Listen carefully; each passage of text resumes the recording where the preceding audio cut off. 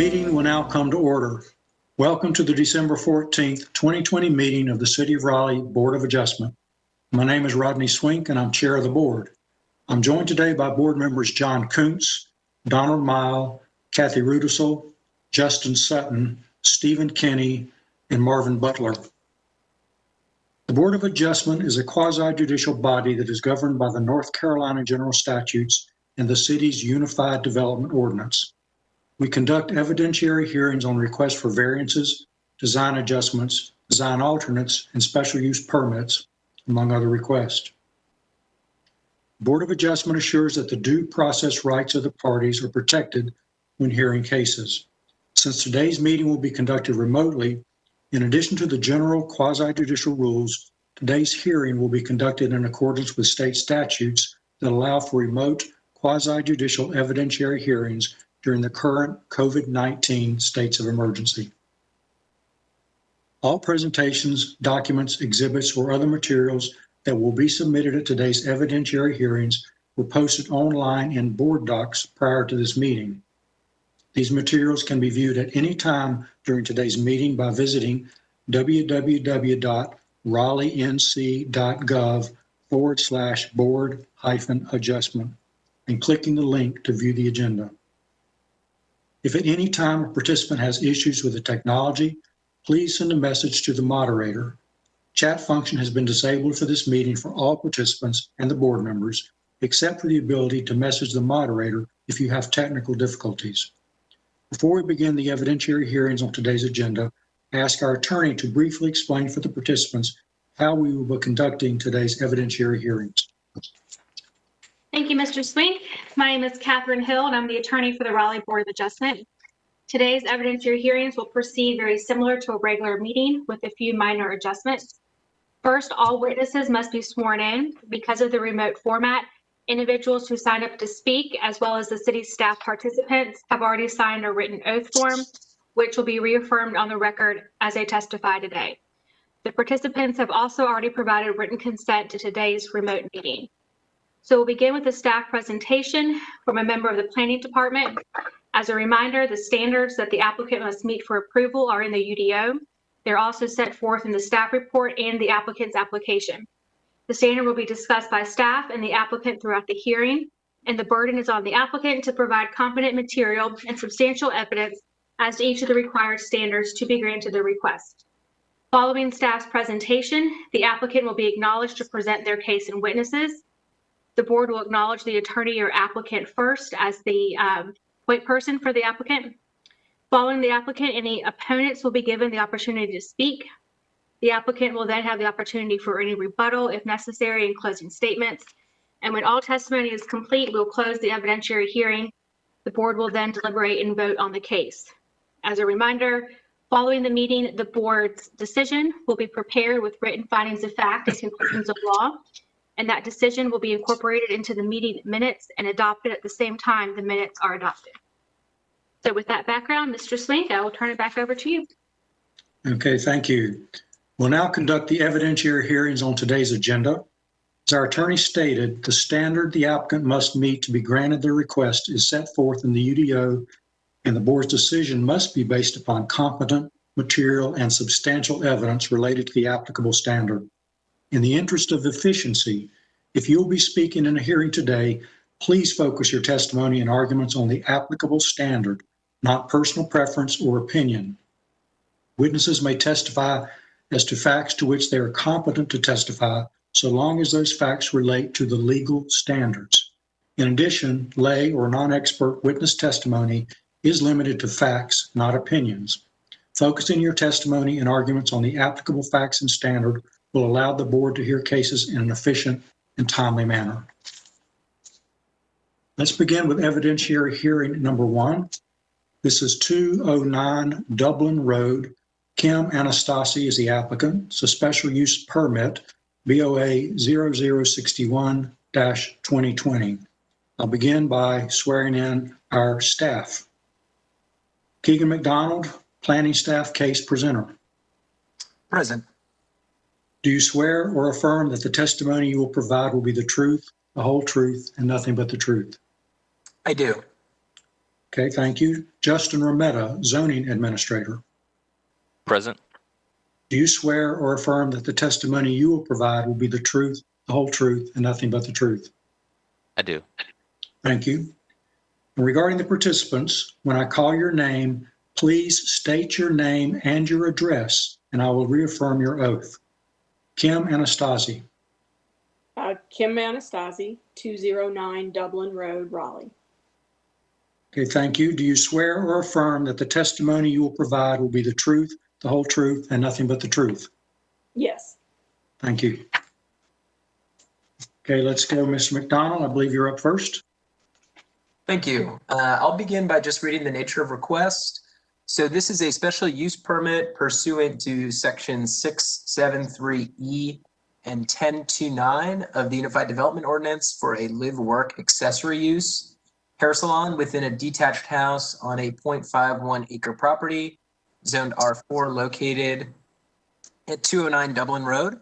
So as you can see from the aerial image, the property in question is a residential house. The neighboring properties directly to the east and west are also single-family residences. And as shown on the following slide, there is some mixed-use property to the north, which is the rear of this particular home.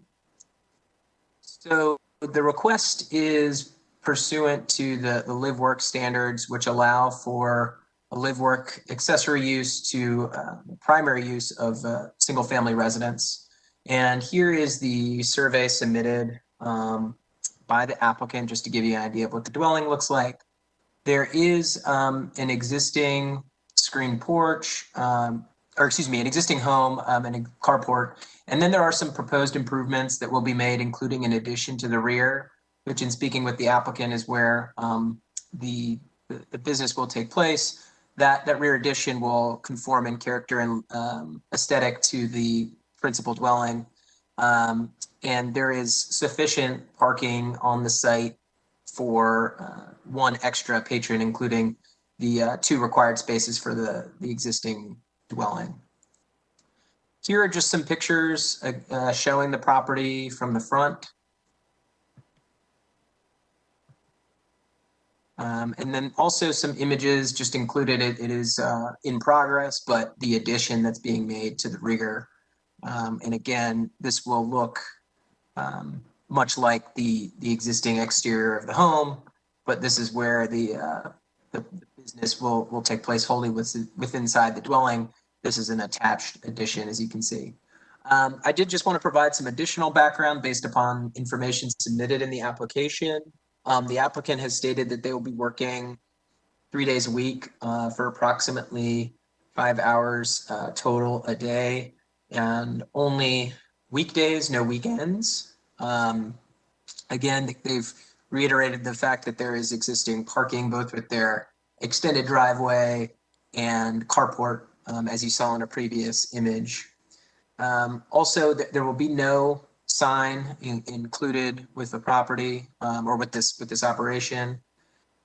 They also, just for background, wanted to note that they are not taking on any new clients, that these are all the existing clients that have come over from a previous hair salon operation, and they're looking to retire in a few years. And also, as a supplement to the main operation of hair salon, the applicant has stated they do make jewelry that may be sold in conjunction with the hair salon. But again, that's a minor provision to the primary live work accessory use. So I think that concludes my presentation. I'm happy to try to answer any questions that the board may have. And if not, I can pass it off to Ms. Anastasia. Okay. Okay, thank you, Mr. McDonald. Any board questions? Okay, let's move to the applicant. The applicant will now present evidence and legal arguments in support of the request. As a reminder, any evidence or argument must focus on the applicable standards. So, Ms. Anastasi, welcome. Hi, thank you very much. I appreciate being the first one on your docket today. For the past year, this year has proven to me that I can semi-retire, and it has been a dream of mine to work from home at the end of my career. And so that's the purpose behind this. As Keegan said, I am cutting my clientele probably almost 3/4. So we'll only be working a few hours a day, and only during the weekdays. I don't do weekends. I understand I need to go through the showings for special use. So the very first one, the proposed use complies with all applicable provisions. And of course, my response was yes to this. The proposed use is allowed as a special use in their respective zoning district in Chapter 6. I did read through Chapter 6, and as far as the beauty salon usage goes, and I believe if I understood it correctly, then my answer, is yes. I will only be working by myself. No one will be working with me. Number 3, the proposed use complies with the specific use standard listed in Chapter 6, regulations without granting any variance to the specific use, and it does. Number 4, the proposed use is compatible with the adjacent uses in terms of location, scale, site design, hours of operation, and characteristics. So again, my client will be parking. I typically only do one person at a time. So my client will be parking just in my driveway like they live at my home. And again, I'll just be working a few days a week. And I believe attached were the survey engineering drawings and pictures for y'all to look at. As far as jewelry goes, that's just a part of my, my life craft. So I design jewelry and sell it to friends and family and occasionally to customers. So if there was any question about that, that's all it is. And let's see, number 5, any adverse impacts resulting from the use will be mitigated or offset, or the special use is denied. I don't anticipate there being any adverse impacts to my neighbors. All of my neighbors that are within the 100-foot buffer, even the commercial property behind me, I went to each one of my neighbors and talked to them about what I wanted to do, and they've all been very, very supportive of it, as well as the neighbors. It's only a 2-street neighborhood. They've all come by, seen the sign that's, posted out in the front yard. And so far I've had nothing but positivity from all of them. I realize it's an old neighborhood that's transitioning, but where it sits right now, I feel real good about it. Number 6 was the access with respect to pedestrian, bicycle, automotive safety, traffic flow, and emergency services. My street does tend to be a cut through because of these commercial buildings that surround 2 sections of the neighborhood. That's a medical office building that's in the back. But, as far as my customers coming and going, no one will be parking on the streets. So I don't see how that would impede any of the traffic. My salon's about 220 square feet with a little half bath. So again, once I retire, we just want to have it as our own personal kind of craft room and, a space for family members to be able to stay. And they will be entering through my carport. That's a laundry room right there. They'll be kind of coming through that. And the pictures that you saw of the front of my house are exactly as it will, as it looks with the addition on the back. Let's see. Signage, I don't need a sign. Don't want a sign, not taking on any new clients, just the ones that I have now, with the exception of family. Let's see, any appropriate dedications of streets and utilities to the public will be made prior to the issuance of the permits. My builder submitted all of that, and the permits were issued. So is there anything else that I need to go over or address? One One thing, Ms. Anastasia, your application and exhibits were provided ahead of the meeting and they are in board docs.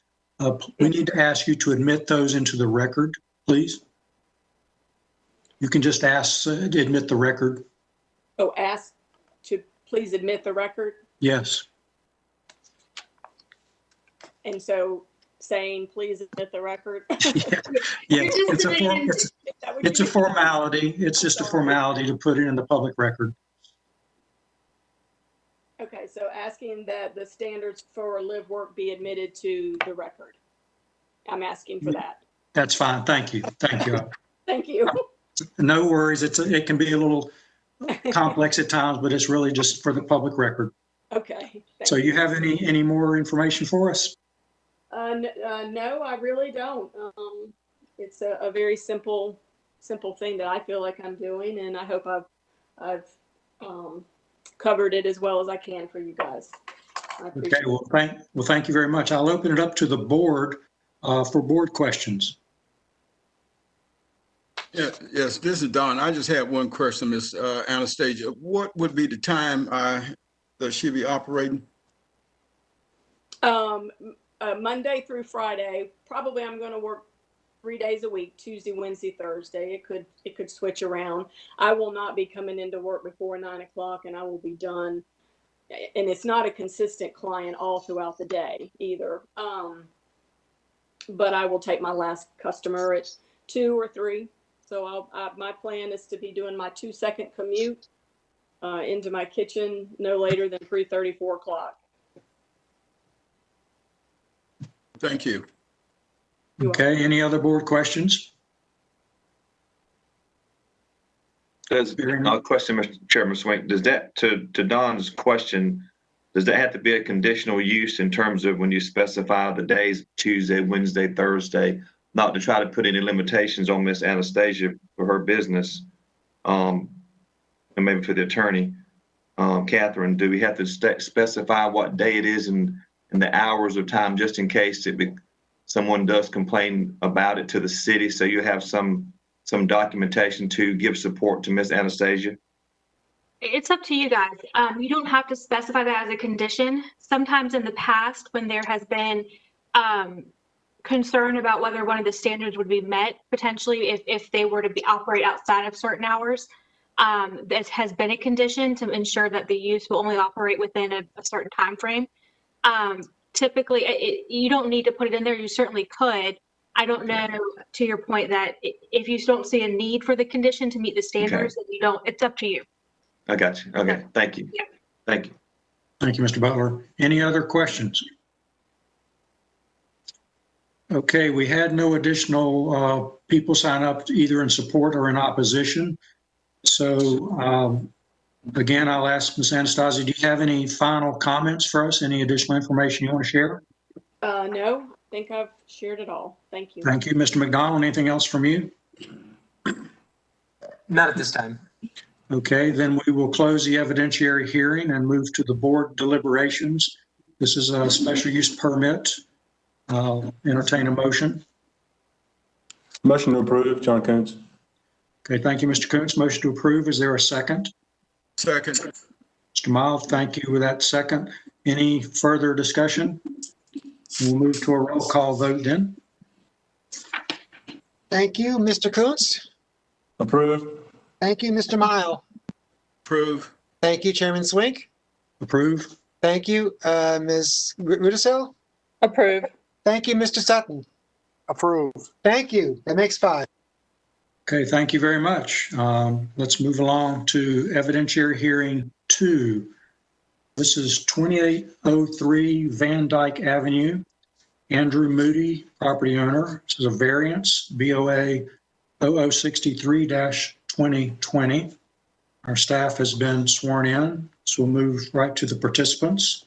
Dale Moody, please state your name and address for the record, and I will affirm your oath. Andrew Dale Moody, and my address is 2803 Van Dyke Avenue. And that's Raleigh, of course. Yes. Okay. Do you swear or affirm that the testimony you will provide will be the truth, the whole truth, and nothing but the truth? Yes. Okay, thank you. Mr. McDonald.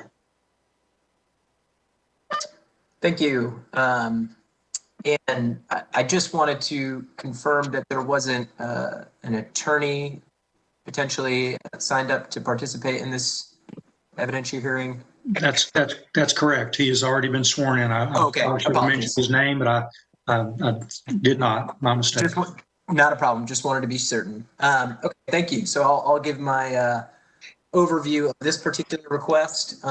So it is it's a two-part variance. The first is a 1.6 variance to the 5-foot side lot line setback requirement set forth in section 221 of the Unified Development Ordinance in order to legalize an existing detached house with a 3.4-foot side lot line setback, and a 1.6-foot variance to the same side lot line setback requirement to convert an attached garage into conditioned space with a 3.4-foot side lot line setback on a 0.19 acre property zoned R6 and SR POD located at 2803 Van Dyke Avenue.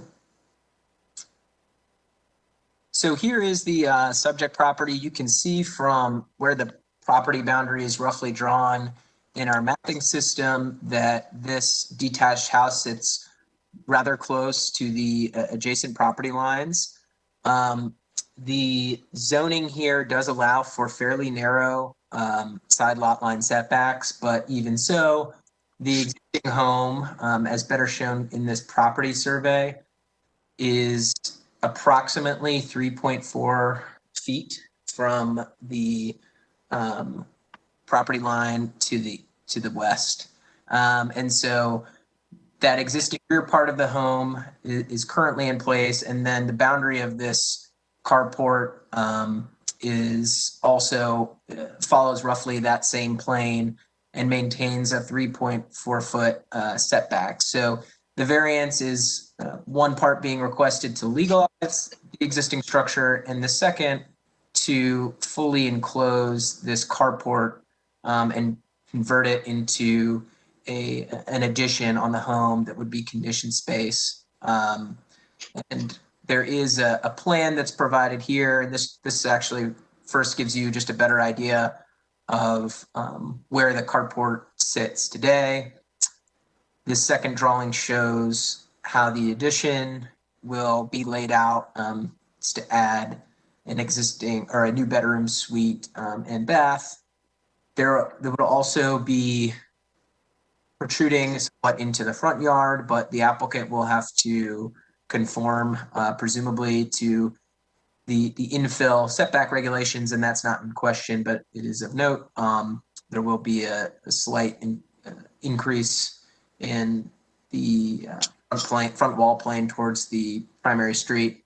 But again, the request is really pertinent to the side yard setback that will be maintained with that property line here to the right of the image. And they're gonna follow in line with the existing wall plane. Here is a elevation drawing just showing what it will look like once completed. And as you can see, this right side elevation shows that the right wall plane will be uniform and the addition will be flush with that existing plane. Here's just an image showing the existing carport as it sits today. Before passing it off to the applicant or taking any questions, I did just want to speak to a few of the variance standards. So for the first standard, that unnecessary hardship would result from strict application of the ordinance. Staff just wanted to note that while the addition will not encroach further into the side lot line setback than the existing carport, it does constitute an increase in conditioned space and an intensification in the degree of nonconformity. This is how these types of improvements have been interpreted in the past, and that's consistent. It does appear that there is space on the property for the addition to be located besides in this particular location, potentially in the rear. And the applicant did note, however, there is an obstruction, that being an outdoor a storage tank, I believe a below grade storage tank. But it's not exactly clear based upon the property survey where that's located. And so that may be inhibiting, in addition to design considerations, where they place this addition. The second comment is related to variance standard number 2, that the hardship results from conditions that are peculiar to the property, such as location, size, or topography. Certainly, the location of the existing home poses a unique challenge with relation to the variance to legalize that existing nonconformity, but just noting that many homes in the vicinity appear to have a non-compliant side lot line setback, and that this specific property does appear to meet the dimensional requirements for this zoning district in terms of lot width, depth, and area. And last, related to variance standard number 4, that the request is consistent with the spirit, purpose, and intent of the ordinance. The purpose of the setback regulations is to provide adequate spacing, privacy, and daylighting between properties. Just noting that increasing the degree of a nonconformity could have an adverse impact on neighboring properties. So that concludes my presentation. Happy to answer any questions if there are any. Hey, thank you. Any board questions for Mr. McDonald? Okay, hearing none, we'll move along to the applicant's case. The applicant will now present evidence and legal arguments in support of the request. As a reminder to the applicant, any evidence and argument must focus on the applicable standards. Mr. Eatman, will also remind you that your application exhibits were provided ahead of the meeting in board docs. Please ask us to admit those into the record as needed. Good afternoon. Thank you. My name is Jim Eatman. As Keegan mentioned, I'm here on behalf of the property owner, Dale Moody, owner of 2803 Van Dyke Avenue. As Keegan mentioned, we're requesting a 1 foot 6 inch variance to the required 5 foot setback here. It's on the west side of the property, and it's a 2-part request really. First, to legalize the location of the existing home. Second, to allow for Mr. Moody to convert his existing carport into a conditioned space without increasing the degree of the existing encroachment. But before I get into the details on the request and how it meets the requirements, I'd like to give a little bit of additional context. Keegan has already touched on a lot of this, so I'll move quickly through this. But Keegan, if you could move on to the next slide, please. Here it's a screenshot of the survey that we provided with the application. This is just the same thing Keegan showed earlier. As he noted, the matter at issue here is that west side lot line. As you can see near the back corner, the home is 3 feet 4 inches from that lot line instead of the 5 feet required by the UDO. You'll also note the location of the carport along that same line. That is the carport that Mr. Moody would like to convert to a conditioned space, and it will essentially be in that same footprint of the existing carport. It's coming forward towards the driveway about 4 feet, but as Keegan noted, that is in compliance with all applicable regulations, and it won't be increasing the existing encroachment on that west side lot line. So Keegan, if you could move on to the next slide, please. Again, here's a picture of the home, just to give you all an idea of the carport and where this improvements will be located. And Keegan, you can go ahead and go to the next slide as well. Here we have some proposed plans for the conversion. You can see there the 3.5 feet from the west side lot line. You can see the 4 foot extension coming out of the existing footprint of the carport. So that will give you a good idea of where this new addition will be. Keegan, you can move to the next slide, please. Again, this is the same rendering you saw earlier, gives you that side elevation perspective and kind of shows that this is really a minor change and one that's in conformity with the existing appearance of the house and really the existing appearance of the neighborhood in general. And we can go to the next slide, please. Here's that same front elevation rendering, illustrates what we've been talking about. Again, no further encroachment to the side and moving it forward a little bit, but keeping the general appearance is the same. I think we're ready for the next slide. So just to reiterate the specifics of the request, before we get into the required showings under the UDO, we are requesting the 1 foot 6 inch variance to the required 5 foot setback on the west side lot line, in part to legalize the existing home. And then that same 1 foot 6 inch variance to the same west side lot line, which will result in a new lot line of 3 feet 4 inches, and that will allow us to convert the attached garage into a conditioned space. Keegan, if you can go, I think the next slide is the first showing here that an unnecessary hardship results from strict application of the ordinance. The unnecessary hardship here really is that this encroachment, which became an issue when the current setback regulations came into effect, it prevents Mr. Moody from making improvements to his house that he needs to give him sufficient living space. Both Mr. Moody and his wife work at home full time. They have 2 young children, and the conversion of this carport would give them the space they need to live and work at home. Otherwise, the only way to get the space they need is basically to go out and purchase a larger house.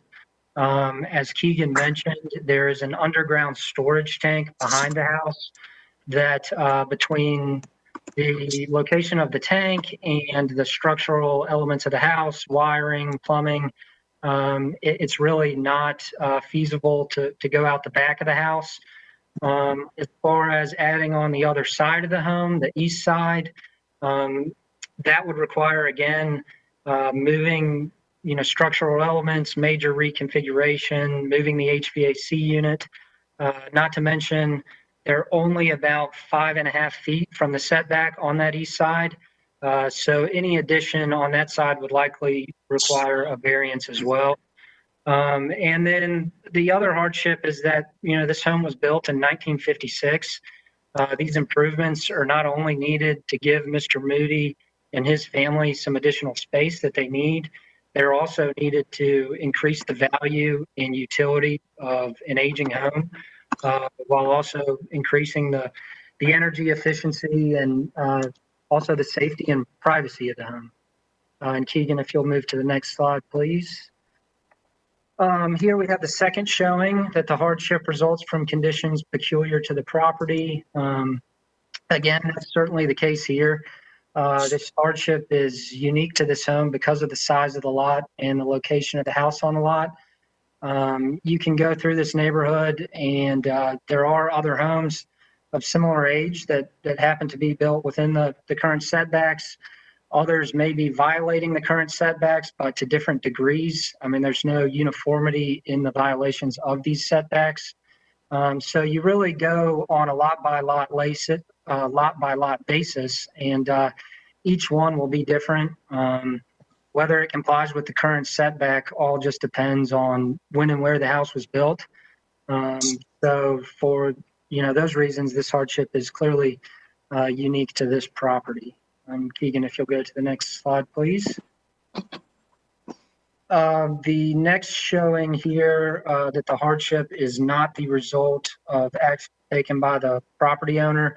That absolutely applies here. As I mentioned, the house was built in 1956. The Moody's have done nothing to create the encroachment, nor have they done anything to increase the degree of the encroachment during their period of ownership. They did not put in the storage tank that's blocking them from expanding in the rear of the house. So essentially, this hardship came about as soon as the current setback regulations were adopted, that they've done nothing to create it or increase it. So this is really at no fault of the current owners. And if we could move to the next slide, please. Here we have the last showing that the variance is consistent with the spirit, purpose, and intent of the ordinance. Keegan touched on this, but presumably the spirit, purpose, and intent of a setback ordinance is to preserve space, privacy, and uniformity. The variance here, as I've said several times, is not increasing the degree of the existing encroachment. So it's preserving the space that is already there and has been there since the 50s between these two homes. It'll increase privacy between the neighbors. Right now, it's an open carport. This will enclose it. It'll be quieter. And obviously, you'll have visible privacy as well there too. And the final product will be consistent with the appearance of the house and the general appearance of the neighborhood. They're not doing anything crazy here with appearance-wise. And so in short, this is a simple renovation and it won't adversely affect the neighbors or really the public health, safety, or welfare of the neighbors or the city at large. So for that reason, we feel this variance would be consistent with the spirit of the ordinance. And if Keegan, you could go to the next slide, please. I believe this is the last one. Now that we've addressed the showings, I'd just like to quickly conclude. Again, what we're doing here is a simple 1 foot 6 inch variance to a 5 foot setback. That's going to allow us to legalize the existing home and will also allow for much needed improvements to the home that would not otherwise be possible without the variance and that do not increase the existing encroachment that has been there for decades. So in wrapping up, thank you for your time. I'd be happy to answer any questions the board might have at this point. And if not, that concludes our presentation. Okay, thank you, Mr. Eatman. Board members, any questions for the applicant? Okay, hearing none. We have no one who has signed up to speak either in support or in opposition to this request. So we will wrap up with any final words from you, Mr. Eatman. Anything else you would add? Nothing at this time. Thank you. Mr. McDonald, anything else you would add? Not at this time. Okay, thank you all. Then we'll close the evidentiary hearing and move to the board deliberations. This is a variance. I entertain comment, discussion, or a motion. Hey, John Coates, I think the fact that there's not really an expansion into in excess of the existing, that's kind of where I usually draw the line, and there's none here. So it's really just legalizing what's already there in terms of footprint and structure, and except for the forward-facing amount. So I'm very okay with this. So I'll make a motion to approve unless somebody else wants to add something. Okay, thank you. We have a motion to approve. Is there a second? Don, I'll second. Thank you, Mr. Mile. Any further discussion? In that case, we will move to a roll call vote. Thank you, Mr. Coates. Approve. Thank you, Mr. Mile. Approve. Thank you, Chairman Swink. Approve. Thank you, Ms. Rudisill. Approve. Thank you, Mr. Sutton. Approve. Thank you. That makes 5. Okay, thank you very much, everyone. Okay, let's move along to evidentiary hearing 3. This is 1202 South Bloodworth Street. Duke's Properties and Construction, LLC, the property owner. This is a variance, BOA 0054-2020. We're going to begin by swearing in Eric Hodge, the planning staff case presenter. Mr. Hodge?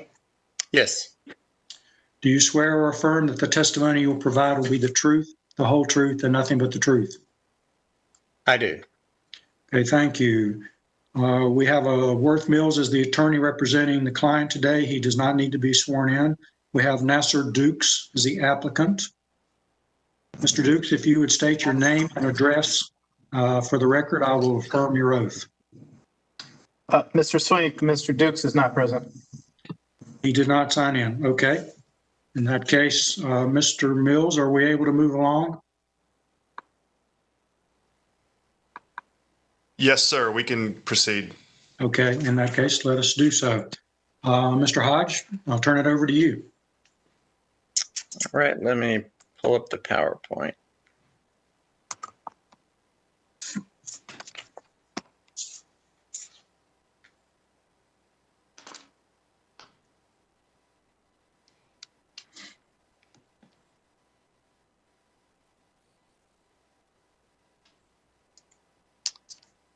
Let me just start by first noting that there's an additional request in the blurb shown in the snippet when you're looking at the agenda for this case, referencing a rear yard variance request.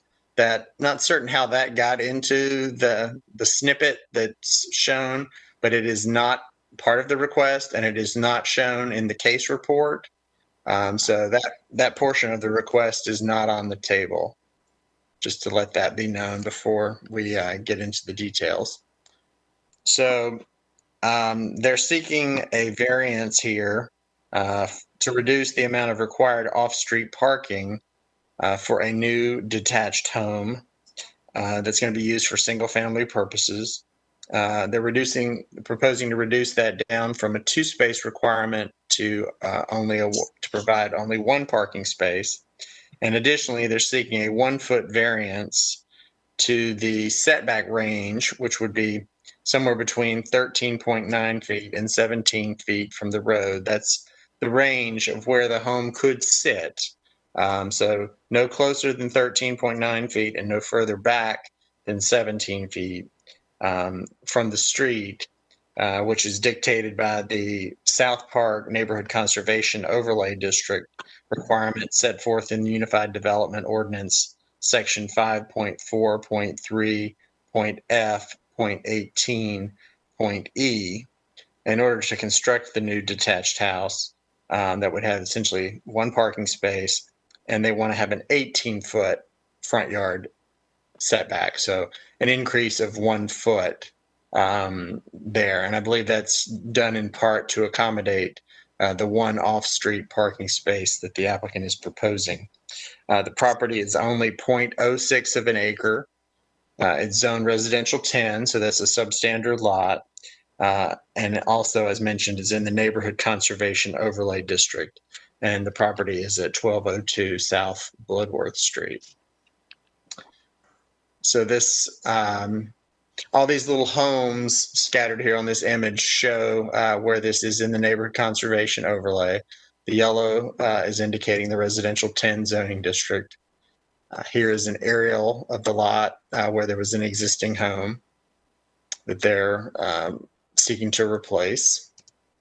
This is the proposed site plan or plot plan for the property. Again, as you can see there on the bottom, that's the street edge. So Bloodworth it would be at the bottom of this image. And they're proposing 1 car depth to have the driveway. So thus that 1 foot increase in minimum in the maximum setback that would be dictated by the Neighborhood Conservation Overlay District. And then a 2-story house on the lot. So those are the 2 requests on the table. They're proposing to meet both side and rear yard setbacks for the property. Unless you have any other additional questions of me at this time, that would conclude my staff presentation. Okay, thank you, Mr. Hodge. Board members, any questions for Mr. Hodge? Okay, then let's move along to the applicant's case. Again, the applicant will present now evidence and legal arguments in support of the request. As a reminder to the applicant, any evidence and arguments must focus on the applicable standards. And Mr. Mills, as part of your presentation, you have an application or exhibits that were provided ahead of time. Please ask that they be admitted to the record. Yes, sir. Good afternoon. Please admit the underlying materials for this case into the record. Okay, thank you. All right. So again, good afternoon, Chairman, members of the board. Worth Mills here on behalf of Duke's Properties and Construction, LLC. We are before the board today asking for 2 variances. The first being a 1-space variance to the parking standards to allow for 1 off-street space. and a 1-foot variance to the South Park NCOD front yard setback in order to locate the proposed home 18 feet from the right-of-way. Mr. Hodge, if you could go 2 slides. Thank you very much. So again, I'll touch quickly on these existing conditions here. So again, this is an aerial from IMAPS. The home is located within southern Raleigh and within the South Park NCOD. As you can see, it's a fairly small lot, approximately 30 feet wide by 89 feet long. Next slide, please. This slide here shows the street view of the home. You see the small 1-story greenhouse there. And I'll note that currently there is no off-street parking for this lot. Next slide, please.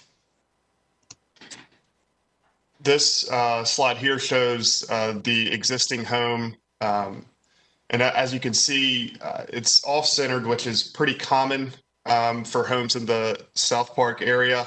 It is within the rear or side yard setback to the property adjacent to the left, and the existing front yard setback is approximately 17.2 feet. Next slide, please. Here we have the proposed redevelopment as Mr. Hodge shared in his presentation. I just want to note the plan is to demolish the existing home and rebuild with a 2-story house. As you can see, the house is more centered than the existing home. It meets both side yard setbacks as well as the rear yard setback. As you can see, we are providing one off-street parking space here, which is, again, more than the existing home has. Next slide, please. So now just to touch on the parking variance specifically. So UDO section 7.1.2 requires that a single unit living use provide at least 2 off-street parking spaces. And as mentioned, the proposed 2-story home would only provide 1. The hardship results from the small lot on which to place a 2 parking space driveway. If you look at the aerial below the parking table excerpt, you'll notice that many of the homes in this neighborhood have the buildings located against the shared property line of its neighbor and then have driveways on the opposite side in order to maximize the space there. These homes were constructed prior to the adoption of the UDO and are legal non-conforming structures. The existing home, although it does not include a paved driveway, was built in a similar fashion. The variance is consistent with the spirit, purpose, and intent of the parking ordinance. Because the proposed 2-story home is going to offer more off-street parking than currently exists, and it conforms with the UDO's side yard setback requirements. Next slide, please. So now to touch on the front yard setback variance. So the South Park NCOD requires that new development have a front yard setback with 10% within 10% of the average front yard setbacks of those homes on the same block. So in the IMAPS excerpt here on the slide, I highlighted the subject property, 1202 South Bloodworth, as well as the 3 properties that we would have to calculate the average setback from to figure out what our range would be. And so when we did that, we came up with measurements of 15.3, 10.3, and 20.7 feet. That provided us an average of 15.4 feet with an allowable spread within that 10% of 13.9 feet to 17 feet. And as mentioned earlier, the proposed home would have a front yard setback of 18 feet, so just 1 foot out of that range. Again, the hardship results both from the size of the lot and the desire to provide some off-street parking for future residents. As I noted earlier, the lot is too small to include a side yard driveway while still meeting the side yard setbacks. Thus, any driveway that we put on the lot is going to have to be located in front of the home. Raleigh Street Design Manual section 4.6.1.8 states that driveways must be a minimum 18 feet long as measured from the right-of-way to the garage home. So, by incorporating off-street parking, we are then forced out of our allowable setback range. But the variance request is consistent with the spirit, purpose, and intent of the ordinance in a couple ways. So first, the 18-foot setback is the closest the home could be located from the right-of-way while also providing for off-street parking. And second, the South Park NCOD sets a minimum and maximum limit for that front yard setback of 8 feet and 30 feet respectively. And so even with this variance, we are still within that contemplated setback range that the South Park NCOD contemplates. So that concludes our presentation for both variance requests, and I'm happy to take any questions. Thank you. Okay, thank you, Mr. Mills. Any board member questions? I have one, just clarification. I understand the existing house is just going to be demolished. Is that correct? Yes, sir. Do you know if there was any consideration to donating that house, moving that house, doing something besides demolishing that house? I don't know of any plans like that, Mr. Swink.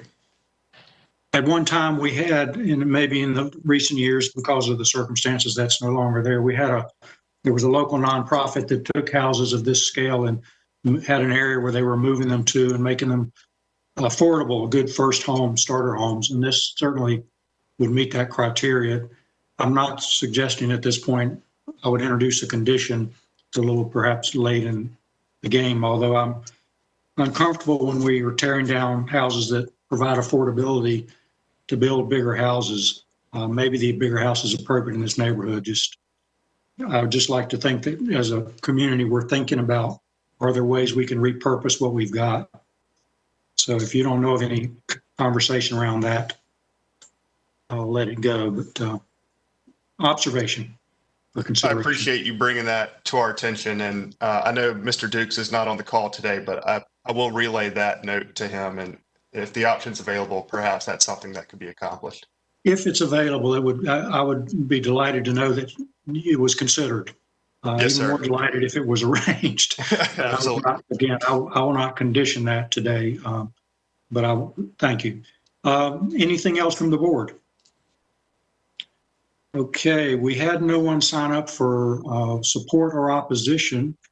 So moving to our closing statements opportunity, I guess, Mr. Mills, anything else you would add? No, sir. That concludes our presentation. Okay, thank you. Likewise, Mr. Hodge, anything else from you? No, sir. Okay, thank you. Then we will close the evidentiary hearing and move to board deliberations. This is a variance. I'll entertain discussion or a motion, or both.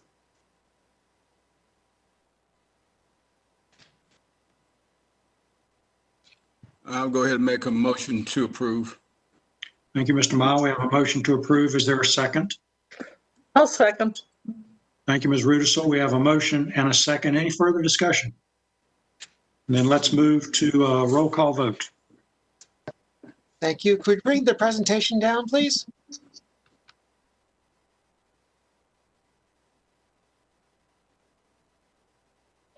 I mean, can I see there we go. Thank you. Mr. Mile? Approve. Thank you. Ms. Rudisill? Approve. Thank you. Chairman Swink? Approve. Thank you. Mr. Kuntz? Approve. Thank you. Mr. Sutton? Approve. Thank you. That makes 5. Okay, thank you very much. Thank you, Mr. Mills. Let's move along to evidentiary hearing 4. This is 2408 Cello Court. Nora and Ronald Nielsen are the property owners. This is a variance, BOA 0060-2020. Our staff has been sworn in, so we'll move to the property owners. Let's see, Ms. Nielsen, if you would state your name and your address, please, for the record, and I will reaffirm your oath. Yes, this is Nora Nielsen, 2408 Cello Court.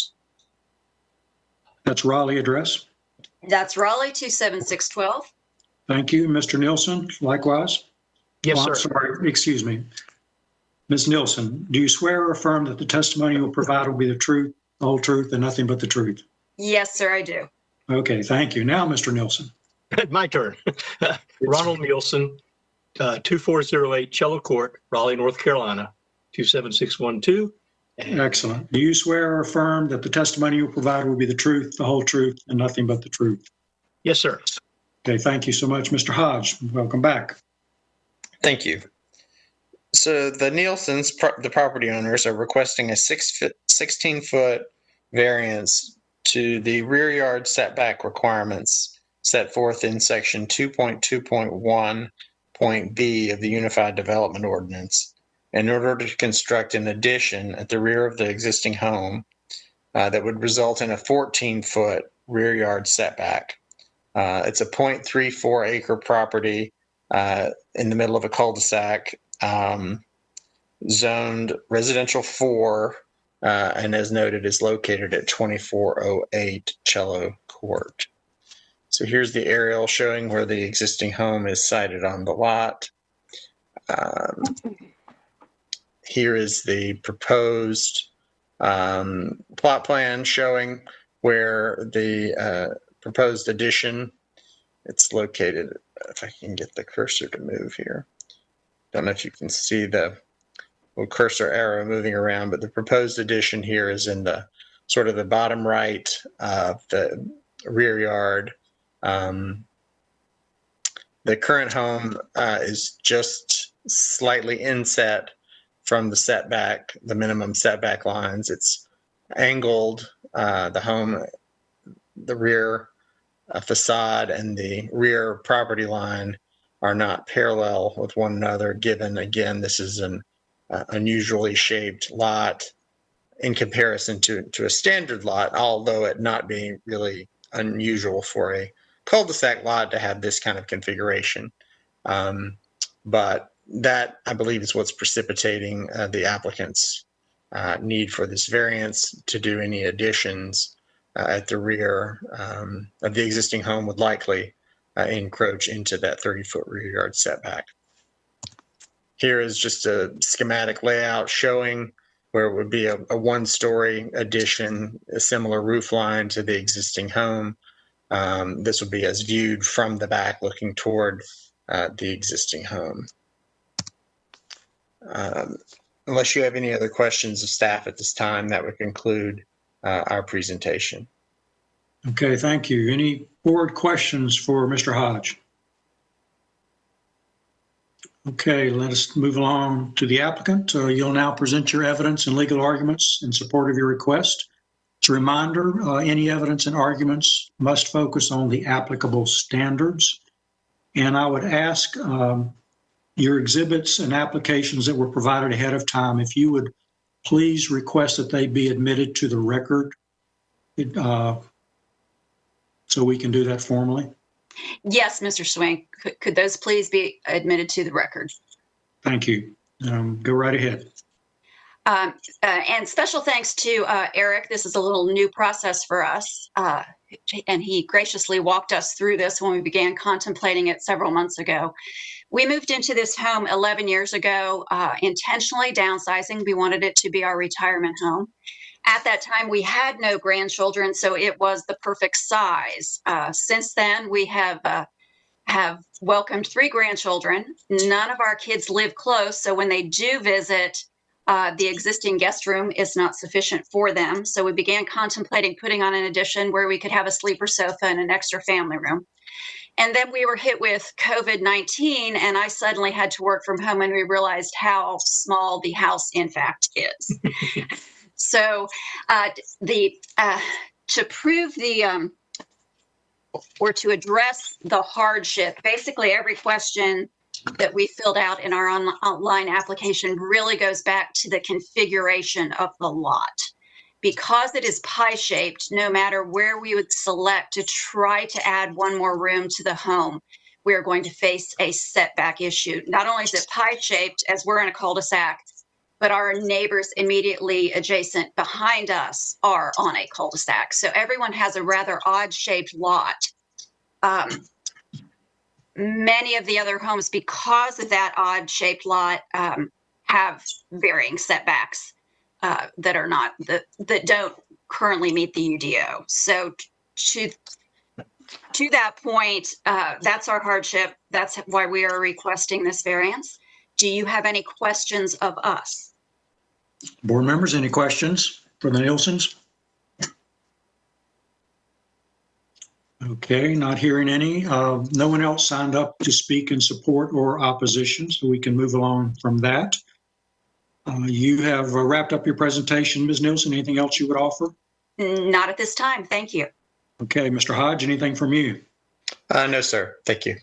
Okey doke. Let's close the evidentiary hearing then and move right to the board deliberations. Entertain any discussions or a motion. This is a variance.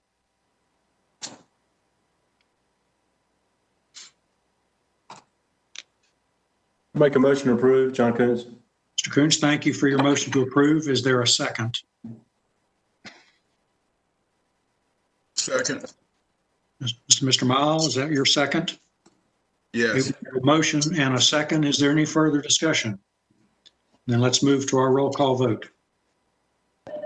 Okay, thank you, Mr. Coons. Approve. Mr. Mile. Approve. Chairman Swink. Approve. Thank you, Ms. Ridicell. Approve. Thank you, Mr. Sutton. Approve. Thank you. That makes 5. Okay, great. Thank you, Mr. and Ms. Nielsen. Thank you. Thank you very much. Let's move along to evidentiary hearing 5. This is 951 and 1001 Corporate Center Drive. AIS Forestry and Farming LLC is the property owner. This is a variance, BOA 0064-2020. Our staff has been sworn in. The applicant is represented by Amanda Bambrick. We do not need to swear Amanda in, so let's go to Ken Thompson. Please state your name and address, and I will reaffirm your oath. Ken Thompson, 510, excuse me, 510 South Wilmington Street, Raleigh, North Carolina, 27601. Okay, thank you. Do you swear or affirm that the testimony you will provide will be the truth, the whole truth, and nothing but the truth? I do. Thank you. And Sawako Bush? Yes. State your name and address, please. Chuck Bush, 510 South Wilmington Street. Okay. Do you swear or affirm that the testimony you will provide will be the truth, the whole truth, and nothing but the truth? Yes. Okay, thank you. So, Mr. Hodge. Chairman Swink, would I be able to make, this is Steve Kinney, would I be able to make a brief comment before we get started? Ms. Hill, is that acceptable? Yes, I think Mr. Kenny wants to discuss a potential or disclose a conflict of interest potential issue. So I think that would be appropriate at this time. Yes, Mr. Kenny, by all means, please. Yes, thank you, Chairman Swink. I just wanted to state for the board that I have an existing business relationship with the developer of this project. With regard to this case, I do not believe it would affect my judgment. I am open to recusing myself if the board feels that would be appropriate. All that said, I don't believe I'm a voting member on this case at any rate, but I am open to whatever the board would like me to do. Thank you. Great. Thank you, Mr. Kenny, for stating that for us. Anyone on the board have any concern about Mr. Kenny sitting in on the case, even though he will not be voting? I think you're welcome to join us then, and thank you for letting us know that for the record. Since he's not voting, it doesn't matter, but I would also just ask the applicant, maybe asking Ms. Bambrick to confirm that they have no objections as well. Ms. Bambrick, you've heard what we're talking about. Do you have any objections to Mr. Kenny sitting in?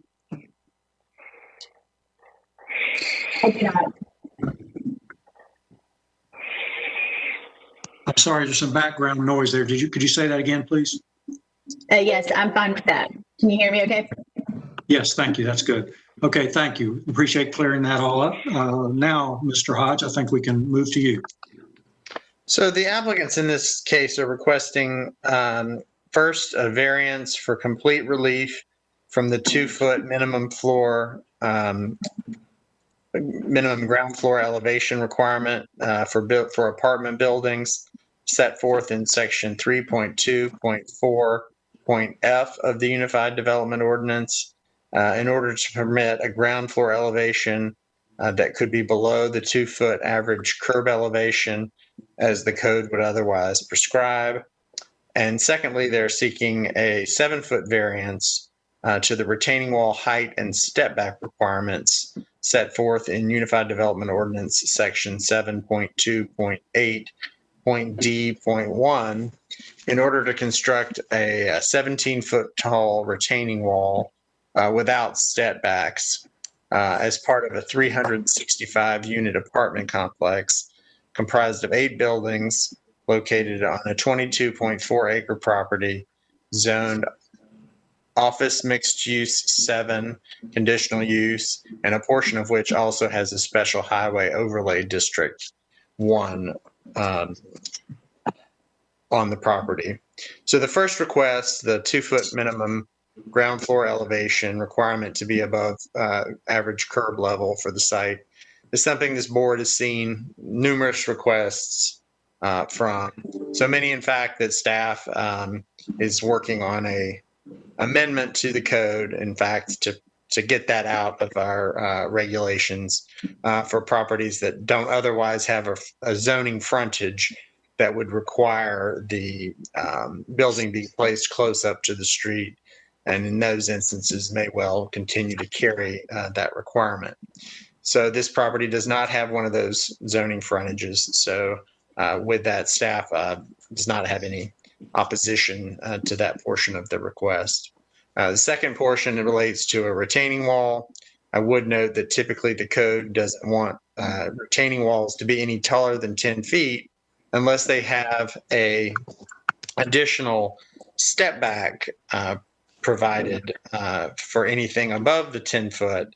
And the code would want essentially a 2-foot step back for each additional foot of height over 10.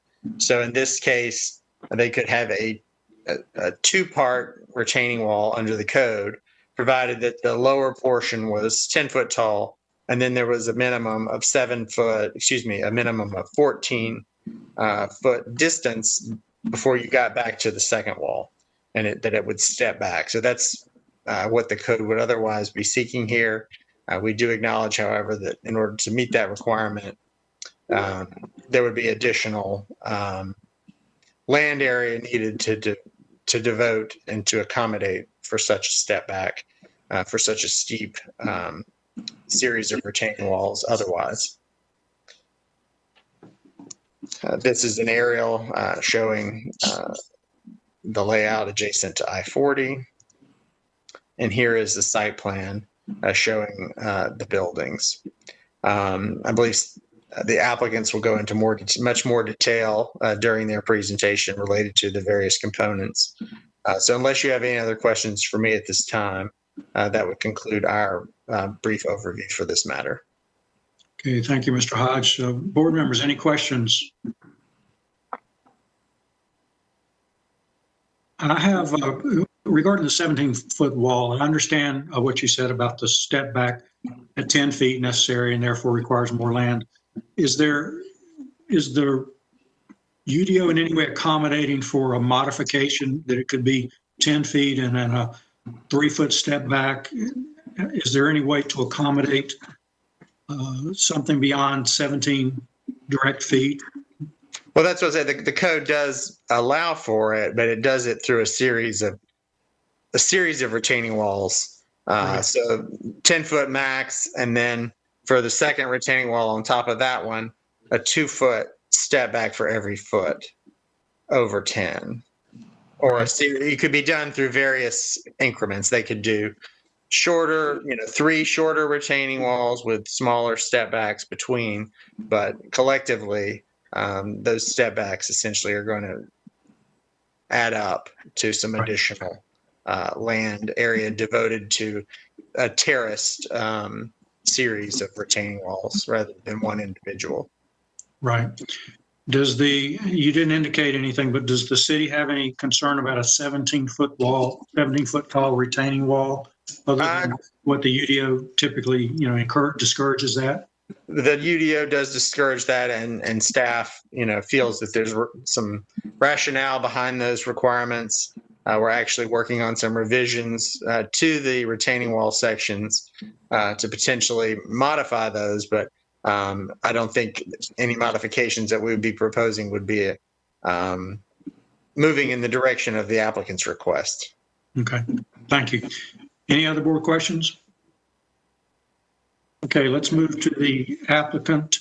Again, as you present your evidence and legal arguments, please remember that any evidence and argument must focus on the applicable standards. And Ms. Bambrick, if you provided exhibits and applications in advance, if you'd please ask that those be admitted to the record. Yes, absolutely. If you could please admit the PowerPoint and its contents into the record, as well as the testimony coming from Ken Thompson at J. Davis as expert testimony. And again, I respect your time. I appreciate how the meeting has been today. It's been great. So I'm just going to go quickly here, and then I will be deferring to Ken to sort of introduce you to the site and its specific constraints. So if you go to the next slide. So here, I know we got a good introduction into the site. This is up on Corporate Center Drive. It's adjacent to the Drive Shack site, just to give you a sense of kind of where it is. At the end of the day, it's a proposal for an office building as well as residential buildings. And we got this rezoned back in February, which feels like 10 million years ago. But it's, 8 proposed apartment buildings that are primarily affected and 365 units. Next slide, please. Yeah, actually, you can go on to, we already know what the requests for relief are. So if you could go to 4, I'm going to park here a little bit. This is, designed to show you about the topography here. And if you could unmute Ken, I'm going to let him take it from here to kind of introduce you to the site, that specific area, and these constraints that we're dealing with. Okay, good afternoon, everybody. Thank you for your time today. Can you hear me all right? Yes, sir. Okay, apologies. So this site is filled with lots of items that make it quite difficult to develop. We have 2 streams on the site, one that parallels the northwest property line that's shared with the Drive Shack. And then we have another one that bisects the site north to south and almost cuts the site directly in half. There's some extreme topography on the site. It ranges from 457 to 377 feet in elevation, which gives us about 80 foot of change in very short distances. The slope interior to the sites in the developable areas, this is not tree conservation or flood storage easement that we have on property, range from 4.5 to as much as 13%. Fair housing requires that each of the buildings has an accessible route out to the public right-of-way and through the site. And to accommodate these slopes throughout the site, to accommodate that requirement, we usually slope no more than 4.8%. So we do not need handicap ramps. There's a large amount of retaining walls you can see through the site. And that's to accommodate the accessibility requirements. Buildings 2 through 8, which are primarily the ones shown on this sheet, all have a variety of handicap access ramps in front of them. And this is without trying to gain the 2-foot floor elevation. We did evaluate each building for compliance, and it would require more or additional ramps than are already being shown. As you'll see in the table that I show in a little while, we actually have some buildings that are below curb elevation. Building number 1, 2-foot floor elevation is measured from both Corporate Center Drive and the parking lot. Coming off of Corporate Center Drive there, the slopes, well, along the entire frontage of Corporate Center Drive, slopes are from 12 to 25%. It's essentially a fill slope from when Corporate Center Drive was built. So in this, for building 1, our ground floor elevation actually happens to be 21 feet below the curb of Corporate Center Drive. It's a walkout building. So the level at the street grade and is full level. And the 3 stories above are all full level. And then we have a basement scenario on the back side of the building. If we could move 2 slides up, please. Actually, we can stop on the next slide. Okay, I'm sorry, I forgot to ask Eric to advance to the slide when I talked about building number 1. That's building number 1 there. To the right of the building is the amenity area where the retaining wall is. If we can advance to the next slide, please. No, maybe till you get to the table, please, Eric. And it's a colored table. It's a couple more up. There you go. My apologies. This is my first time for one of these online meetings. As you can see on this table, our floor elevations average from 0.7 of a foot below the curb to about 1 foot above the curb, except for, obviously building 1, which is the 21 feet. So if we could, Eric, if we could go back to, or actually let's go, yes, that's perfect right there. The shaded area on the right is the amenity area, and that's where our retaining wall is. In this scenario, as I already mentioned, the slopes coming off the street are actually retaining Vintage Corporate Drive. When we had all the discussions about the retaining walls and breaking them up, they were always focused on, the sidewalk looking out of the site. The code actually says any sidewalk within 30 feet of a public sidewalk needs to comply with the stepping. With the idea being, as we all thought, and probably where we went through the process, that wall would be holding a building up above the street. And then in this scenario, we're actually holding the street above the building. And we've got to have our amenity area there. If we could go ahead a slide or 2, past the table. This is a color rendering of it.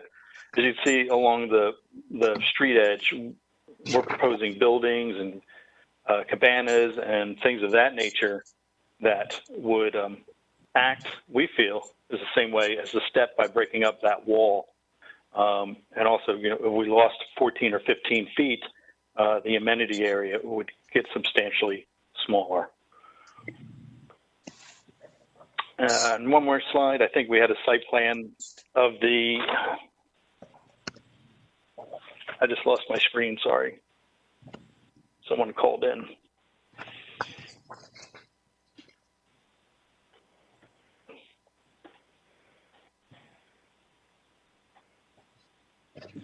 So you see, we were using architectural elements to try to break up that wall and create the step and maintain the 14-foot we need to use for the amenity area. In the fitness area, the 17-foot wall is actually going to be a climbing wall. So if we had to go up 10 feet and then set back 14 feet, it wouldn't be much of a good, fun climb. That is all I have for my presentation. We can switch back to Amanda, please. Did anybody have questions for Ken at this point? Any board questions for Mr. Thompson? We may revisit that, but you can continue. Sure. Eric, if you could bounce to slide 12, the variance factors. Again, I'll run through these quickly. I know y'all undoubtedly have them memorized, but the unnecessary hardship that would result from the strict application, as Ken mentioned, we've got a variety of pretty significant topographical challenges here with some pretty dramatic drop-offs and slope issues. It affects, the parcel pretty dramatically. Application would require the significant ramping, and then again with the retaining wall step back, same thing, affecting the amenity area size or trying to figure out additional land. And given the overall lack of visibility and what we're trying to do architecturally, we feel like we balance that out. Not to be overly repetitive, but next slide, please. This, as I've been working on this variance with Ken, 99.9% of our problems here are related to, the existing streams on the site that really kind of limit where we can put things. And then, it's very dramatic grading issues out there. Really, based on how the site is broken up, and the buffering that we're required to do with the streams, this case is, in my opinion, almost solely a topographical challenge case. If you go to the next slide. As Ken mentioned, this isn't a hardship that resulted from our actions. We're doing the best we can under the circumstances, and some of the existing grading issues apparently resulted from the installation of Corporate Center Drive, and I'm not even sure when that would have been. Next slide, please.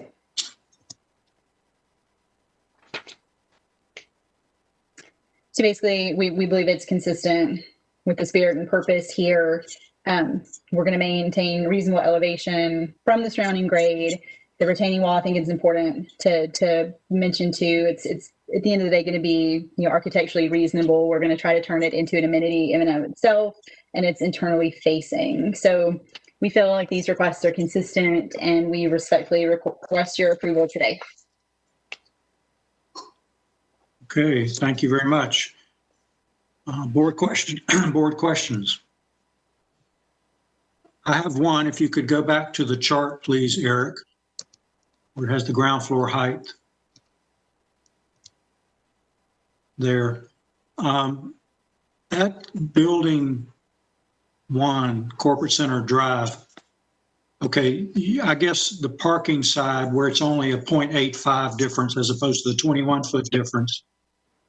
The 21-foot difference is eye-catching relative to all the others, but as I'm looking at this again, the parking size, the 0.85, it's sort of, it supports that 2-foot variance. It's understandable. Am I misreading that? Mr. Thompson, maybe this is a question for you.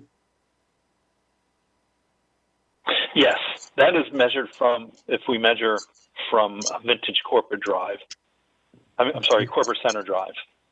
Okay, so that's the ground floor, the walkout basement is 21 foot below curb there. Okay, but that's not the accessible side. So it's not, it is not, okay. Yeah, thank you. Yeah, it caught my eye at first until I looked at it a little more closely. I just want to be sure that we weren't slipping something by that was pretty dramatically beyond the variance reason. Okay, board members, any questions? Hey, John Coons, I got one question regarding the 17 feet of retaining wall. Does that trigger anything? I'm thinking more aesthetically, like from my parents' commission days. Is there any blank wall specifications that get triggered with something like that? I know it's not for review today, just my own curiosity. Is there any, like administrative alternate request that has to go on with this too, or what does that look like? I don't believe there's an alternate methodology for that, but there's under the prescribed retaining wall standards, the maximum height would be 10 feet typically. Mm-hmm. Now, in this case, the applicant, as they pointed out, the visibility of the retaining wall is from the interior of the site, not from the public arena street area, if you will. Yeah. And they are utilizing some building elements and other things into that wall that are not typical things that we have as prescribed alternatives in the code. But I think that's where you're going from. That they do have other elements in their proposal that would otherwise treat that retaining wall a little bit differently. Right. Okay. Well, that was what I was getting at. I mean, I'm okay with the wall. What I didn't want to do is go visit somebody there in a couple of years and say, man, this is what they got approved. Like, just to kind of the aesthetics of it is my only question on it. Okay. But there's an application for that's reasonable, what I'm hearing you say. Great. And then all those elements, let me go see if I can find here. So these things, that are kind of being incorporated. It's amenitized, so it should look. Yeah. Okay, got it. All right.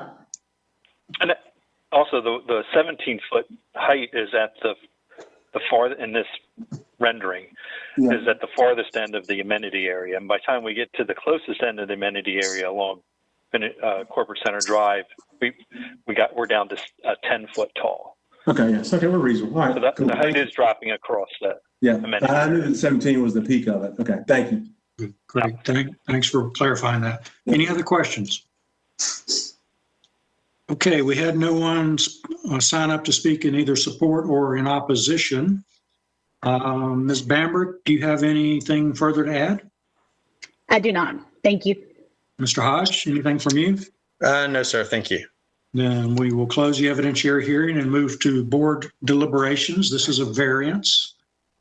Any conversation, discussion, or even a motion? I'll make a motion to approve, Coons. Thank you, Mr. Coons. We have a motion to approve. Is there a second? I'll second. Thank you, Ms. Rudisil. We have a motion and a second to approve. Any further discussion? Then let's go to our roll call vote. Thank you, Mr. Coates. Approve. Ms. Rudisill. Approve. Thank you, Chairman Swink. Approve. Thank you, Mr. Sutton. Approve. Thank you, Mr. Mile. Approve. Thank you. That makes 5. Okay, thank you very much. Thank you, Ms. Bamberg and others.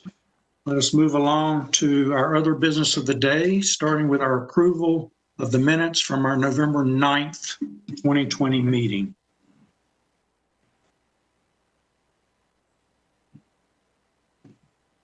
I will move approval. Is there a second? Second. Second, Mr. Mile. Any further conversation about this? Anything needs to be changed? If not, let's move to our vote. Thank you, Chairman Swink. Approve. Mr. Mile. Approve. Mr. Coates. Approve. Ms. Sutton. Mr. Sutton. Approve. Ms. Rudisill. Approve. Thank you. I need another cup of coffee. Soon. Okay, Ms. Hill, anything from you today? No, nothing from me. I want to point out, today was a little bumpy with me. I apologize, but I missed something in the case where Jim Eaton was the attorney, and I asked for to get the admission into the record, and he never did that. I don't know if that's a problem, because that's not. I don't think so. I thought maybe he did. I thought I had written down, but it's already in board docs, so it's a part of the record. I think it's always best to formally state that, but I think especially with like the special use permit applications where they write down their responses a lot of times, I think that's important to make sure that that's incorporated in. But I think with that case, you're fine. Okay, good. Well, I just, after the fact, I thought, well, wait a minute, he never said that. Okay, again, that's the kind of stuff we're still trying to figure out here. Anything else from anyone else? It's a good meeting today, amazingly quick. I'm just getting spoiled. I like it. We have holidays coming up. I hope you all will stay safe. If you travel, please travel carefully, and look forward to seeing you in the new year. Anything else? Well, that's on the 14th, right? Or the 12th of January. Yeah, okay. Be the 11th. I think it's the 11th. Sorry. Yeah, 11th. January 11 is your next meeting, yes. Yeah, Those 11th. who may not be with us that day, don't expect to see her then. So we wish you all the best in the next month to 6 months to 18 years. Well, I appreciate that. Janie's listening in. The plan for the next meeting is Janie's going to be sitting with you guys on camera and be advising you. And depending on how things go, I'll probably be listening as an attendee if I'm needed at all. So that's the plan. Sounds like a good plan. Okay, everybody. In that case, we'll wrap it up. Stay safe. Talk to you in the new year. Thank you. Take care. Bye. Bye. Happy holidays. Same here and happy holidays, everyone. Happy holidays.